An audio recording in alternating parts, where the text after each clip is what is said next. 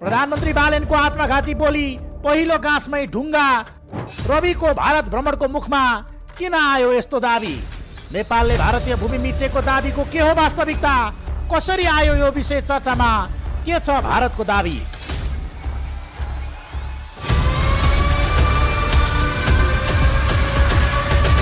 नबोले घोसे बोले चोसे नेपाली उखानले भने झैं यतिका दिन चुपचाप बसेका प्रधानमन्त्री बालेन्द्र शाह बालेन संसदको पहिलो अभिव्यक्तिकै कारण विवादको घेरामा परेका छन्।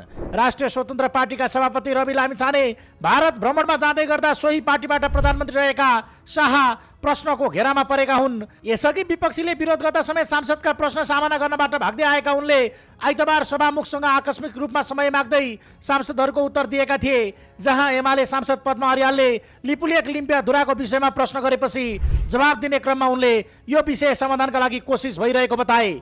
यति मात्र होइन, उनले नेपालले पनि भारतको जग्गा मिचेको आफूले थाहा पाएको सनसनीपूर्ण दाबी समेत गरे। म प्रधानमन्त्री भएपछि थाहा पाएको, भारतले मात्र होइन नेपालले पनि भारतको जग्गा मिचेको रहेछ, प्रधानमन्त्री शाहले भने। यो विषयमा दुई पक्ष बसेर हेर्नुपर्नेछ। उनले लिपुलेख लिम्पियाधुरा मिचेको विषयमा नेपालले पठाएको पत्रमा भारत सरकारले जवाफ पनि दिएको जानकारी दिए। भूमि सम्बन्धी टेबल टक गर्ने कुरा भएको छ उनले भने। यो बारेमा इङ्ल्यान्ड सरकारसँग पनि कुरा गरेका छौँ।